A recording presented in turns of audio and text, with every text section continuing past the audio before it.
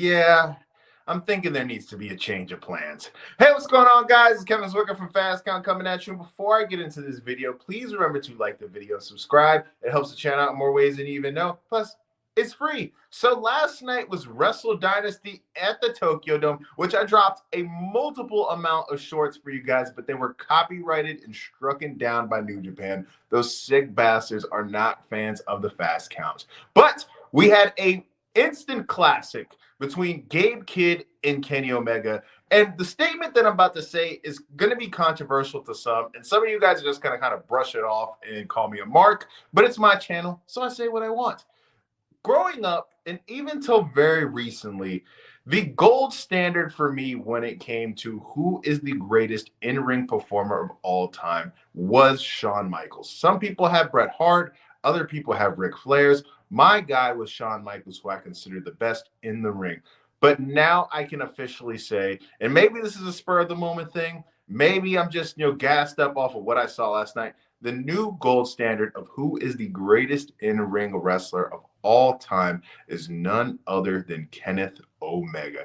That match between him and Gabe Kidd was phenomenal. We've seen time after time after time when it comes to big matches, Kenny Omega constantly delivers, and he was in rare form last night after not wrestling for over 200 days. For him to come out and to have a performance like he did last night at Wrestle Dynasty in the Tokyo Dome. There's something about the Tokyo Dome that gets the best out of Kenny Omega, and he was on full force. It was a phenomenal match. If you guys haven't checked it out, I'm sure there's many different ways that you can find it. Mainly New Japan World. It is 45 minutes of glorious graps. But now, since that is over, we are going to start talking about what needs to happen once he makes his return to AEW. And if you've been paying attention to AEW recently, you know that the main thing that is going on is the Death Rider storyline. And I'm just going to be, completely honest with you guys. When the storyline first started, I was interested to say, okay, this is an NWO style,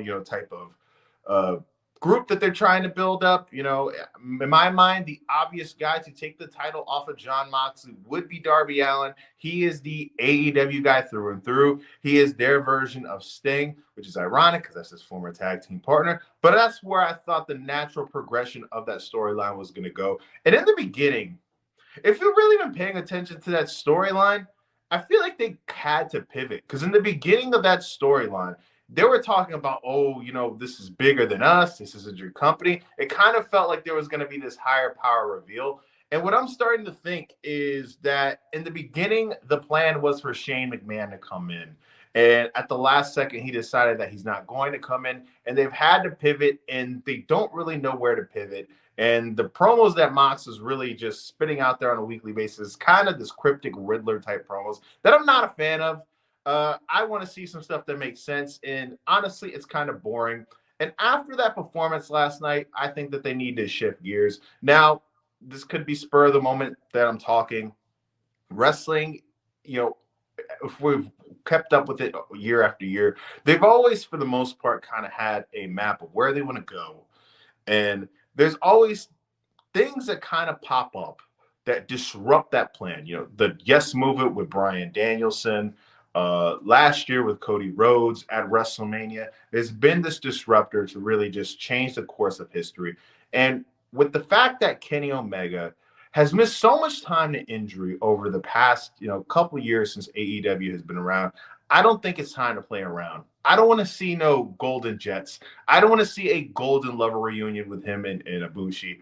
I want to see Godmode Kenny Omega. This guy needs to be presented the exact same way WWE presents Roman Reigns, as a big-time player. And every single time that he steps into the ring, it needs to be an event. Because as we all know, Kenny Omega is always on go mode when it comes to getting into that ring. And we shouldn't be playing around because we don't know how long we're going to be able to have Kenny Omega. And this is the moment in time, especially with AEW having this, attendance problem, and the ratings problem is kind of solved now since it's on Max. We're not really going to be able to know exactly how many people are watching at this point now.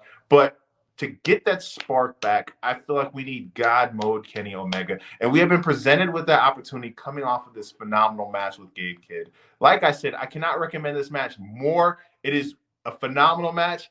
there's a ton of year to go in 2025. So I'm not going to say, oh, this is the match of the year, because it's just January, obviously. First week of January.